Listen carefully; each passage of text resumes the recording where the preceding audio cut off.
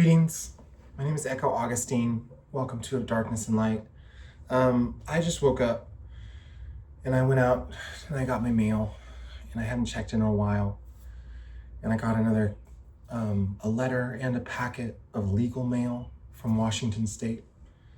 And if you're following me, I'm a schizophrenic person who had a schizophrenic unbecoming. And I reached out to help for the wrong person through my delusion. Somebody from my past who I trusted for the way that they treated me like a woman. And somebody I needed heartful healing with because they had kind of left me spiraling into the depression that went straight into my schizophrenic unbecoming. And they were mean to me, and it kind of set me off on a path of like, oh, I need to heal with them because I'm really traumatized by the way that I reached out and that all went. And so I tried reaching out again much later when I wasn't feeling delusional, and they just blocked me in a really cruel way.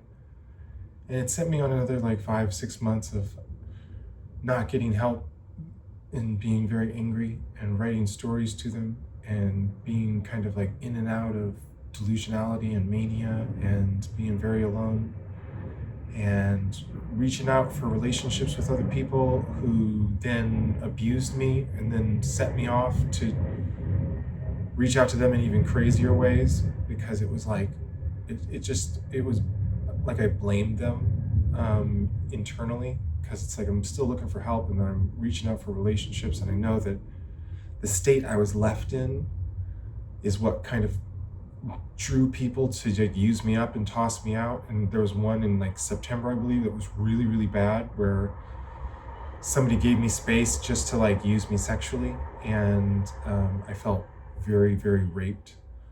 And then they threw me out because I expressed humanity that involved like some insight to my disability a little bit that was already very apparent and communicated, but apparently too difficult once they had me in bed a couple times.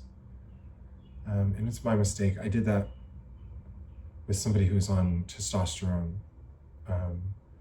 And they were just a little brat, little privileged kid who I was like, oh my gosh, I can find queer space with them. And then they just wrecked me. They were just using me right up.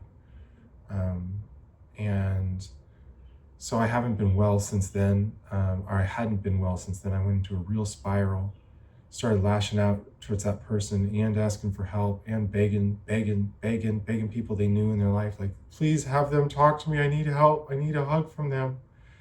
And all their coworkers and stuff reaching out, just being like, please. I got a message back from one of their coworkers that's like, I'm gonna send this through and I'm gonna hope that you get help. So here's a suicide hotline. I'm gonna see what she says, right?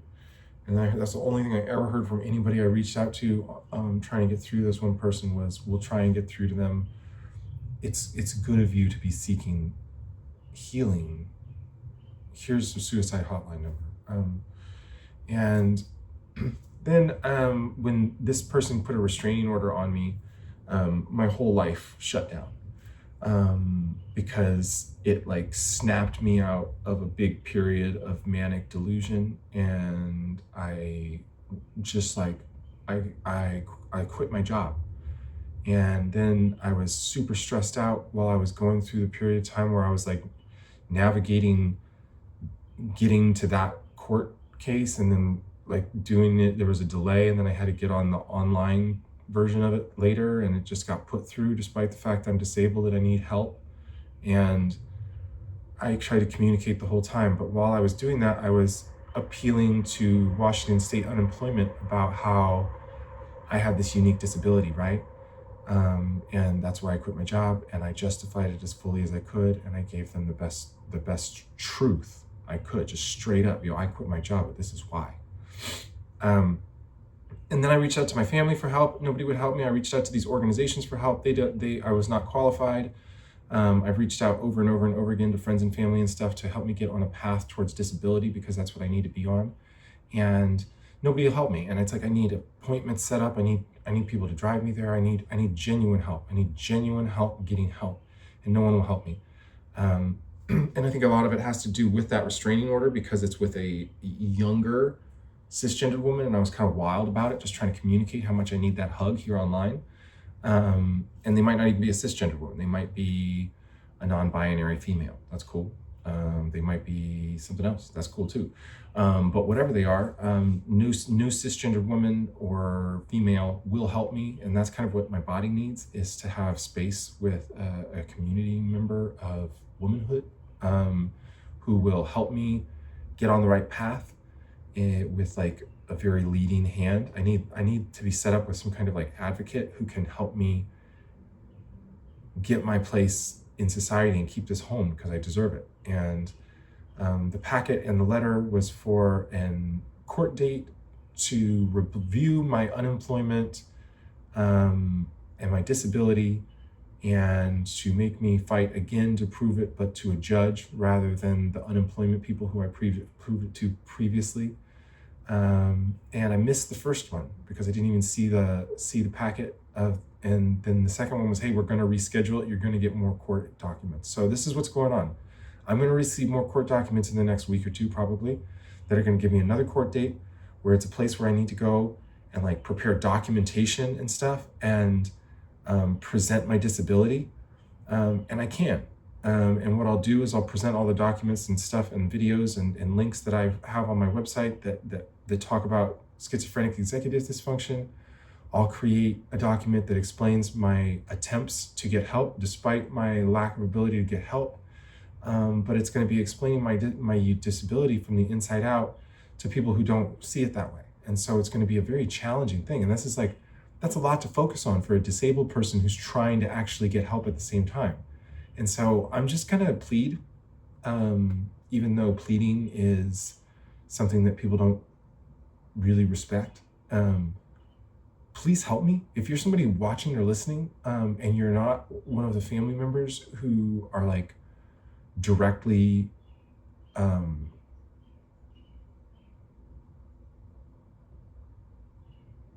I don't know, who have done neglect on me in a way that's really traumatizing, or you're not somebody who's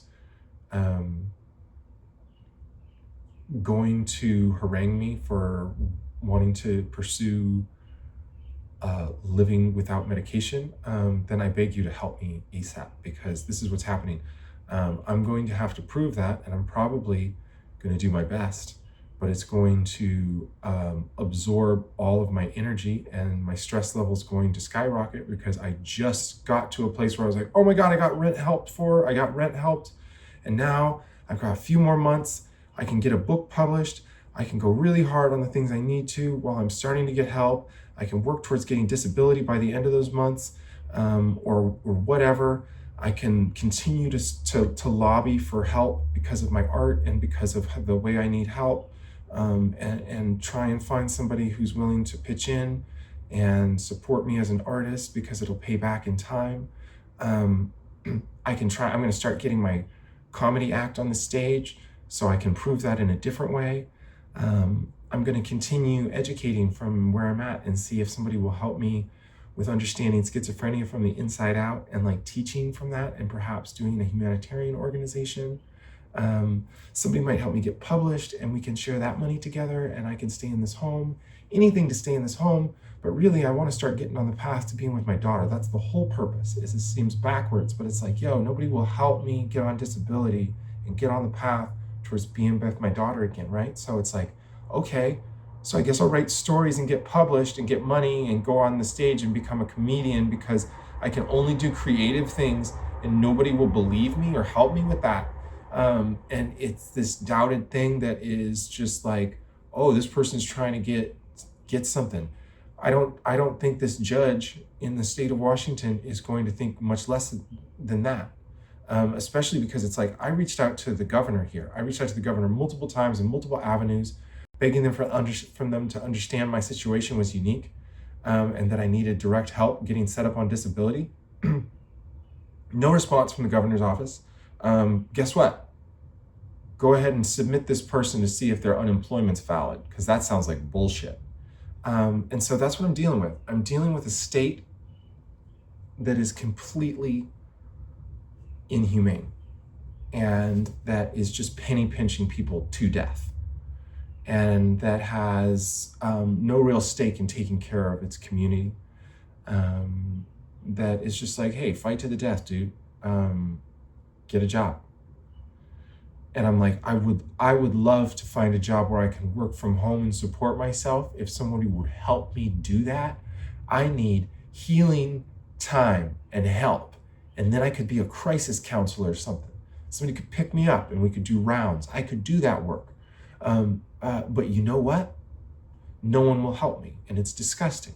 And now I have to do a whole other thing that is just going to live with me now as stress because I don't have anybody to help me. And I'm super stressed out about this because they can retroactively charge me back for all of the unemployment they've already paid. And then they can remove the stuff to come. And then I'm homeless because nobody's helping.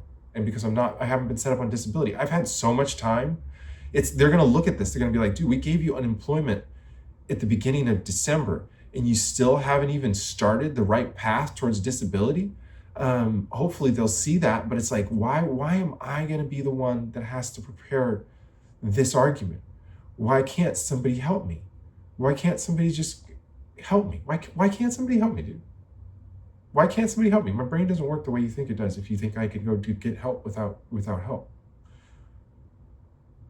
I was like so proud of myself this last week because I did like 2 things. Because I got an appointment set up this coming Wednesday to get medicine. And so I'm like, oh, okay, awesome. I'm gonna go to a Planned Parenthood up in the U District and I'm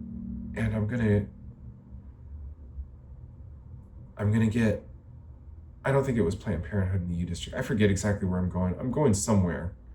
But I have a hormone consult, right? Where I'm just going to get my prescriptions updated. I'm like, oh my God, thank God I'm finally going to do that. I did one other thing too. I submitted something somewhere and I was like, oh my God, I did a couple of forms, dude. Hell yeah. I'm going to just like take a little time off the rest of this week. I'll get back. I'll scratch a few more things off the list next week. It'll be great. But now there's a huge thing that's so stressful and it's like this huge document I can't even think about. And I'm just like, why would no one help me? Why would no one help me, dude? It's just so offensive. And you know what I'm going to do today? I'm going to stress out. I'm going to stress out about this court document. I'm going to pray that somebody will reach out and be like, hey, I want to help you with all this stuff. I know it's kind of difficult and I know I'm not able to do everything you want, but like, hey, I would like to really help you get on the path towards getting on disability. And that's what I'm going to dream of, right? And I'm going to dream of somebody showing up and giving me a hug. And I'm going to dream of getting communication from somebody who's been brick walling me into kind of an insanity loop that is really, really painful. And nobody's going to do it. And I'm going to be sitting here writing really good stuff, but now it's going to be riddled with more executive dysfunction than I had yesterday. And I'm just going to have to live with this stress until I get homeless. And then I don't even know, like, what am I going to do? I feel like there's somebody out there that's like, dude, if they got homeless, I'd let them come stay in my place. It's like, tell me then. Tell me so I don't have to live with the stress of the fact that I don't have anywhere to go. Don't just wait for that to happen. I'm in a beautiful home and all I need is some helping hands. I need somebody to talk to me and I need somebody to help me work through this. Come on. And if you're that person out there, realize that I'm doing pretty great not being a mean person who lashes out right now. But the farther this goes and the more stress that lays on me, it's going to come back, dude. And it's like, take an opportunity to neutralize. You have the anti-venom to the venom of my whole life's panic and insanity of why won't anybody help me? It's because somebody put a restraining order on me and they were a female. And it's funny, yeah. It's like you see, if there was a 35-year-old woman who dated a 25-year-old woman, and that's the thing is they told me they were 27, right? And so it was like I was waiting for the like, I put my Tinder when I met this person that people are very concerned about how I need a healing hug from because I'm such a creepy trans woman, older person, abuser, right? Um, I put it at 27, which is 8 years younger than me, and I put it at 27 because there's so many young people who have better ideas about trans people than older people. And I was like, hey, dude, I don't really want to date my age because these people all are super trans misogynistic. So I'm gonna look for people my age and older and younger too, but I'm looking for people that make me feel affirmed in my womanhood. And I found one person willing to date me, and I dated other people too, but that's the thing is it's like almost always younger, right? Because those are the people that have better ideas about trans womanhood or did before culture decided to make it a hardcore, underhanded, let's mythologize genociding trans women and then we'll just do it, dude. We'll just do it. And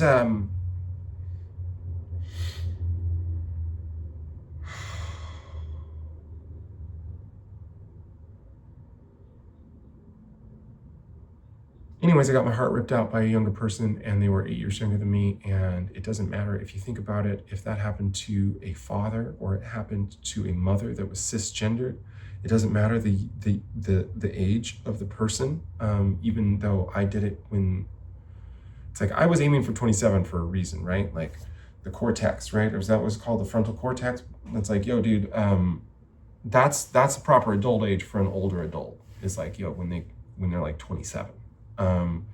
And so they snuck in as a 25-year-old, pretended to be 27. And then I was like, wow, this person's really adult and sweet. And it's like, yeah, they were probably masking to be cool or something and pretending to be cooler than they were and more adult than they were because they were playing towards me and they wanted me. But it was like, okay, cool. This is somebody who's going after older women, right? And okay, so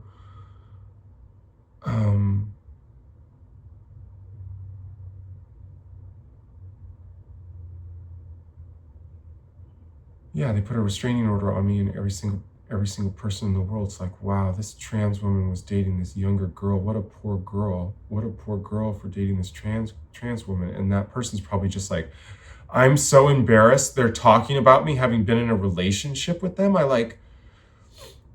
bet when I reached out telling people, hey, I had a relationship with this person, they really hurt my heart and it was really confusing and I really need a hug someday and I'm losing my life and my daughter and I need their hug. I bet they told people like, I met them as a friend through a friend and I barely even knew them and they're just some crazy trans girl, which is a horrifying thing to think. But like, that's the only way I can imagine a whole family and community of people allowing somebody to do what they've done to me and then put a restraining order on me after like those 5 months of reaching out like crazy and then locking down my executive dysfunction and sending me on this spiral where I'm alone through the holidays, reaching out to family, trying to make reconnection. And it's just like all this time, one person could have got me on the true path to disability by like taking the lead for me. But nobody's able to do that. Nobody cares. And then I reach out to the person who just happens to be a social working advocate who could get me set up. And yeah, they're not doubling down on their restraining order, but they won't say a thing. They won't say a word. And it's creating more of that insanity loop. I'm just like, okay, I'm just communicating to the ether again, walking the plank towards being homeless, trying everybody else too, but nobody will help me. So maybe I'll go back to this person again. Oh wait, we're doing the thing again. I've been sending messages for months. They're just going to pack it all up and put me in jail now. And then the judge, who knows what they're going to do, right? It's like they're paid by Washington State. They know what they're getting. They're getting something where it's like, hey, we need you to take away unemployment, get some money back. So we're going to give you a bunch of people. You got to pick the best ones. What do you think they're going to think about the trans woman who tells them they have a unique disability and sounds so intelligent, right? It's like, I don't want to do this, dude. I don't want to do this alone. I don't want to do it at all. I want help. I want help to live and rest and not have to live with this anxiety. So please, if you're out there, help release me from this madness. There's one person who can do it best, and anybody could do it. Anybody could do it. Please help me get help and keep this home. I need it. And if I lose it, The world doesn't want to know that Echo. She'll never stop.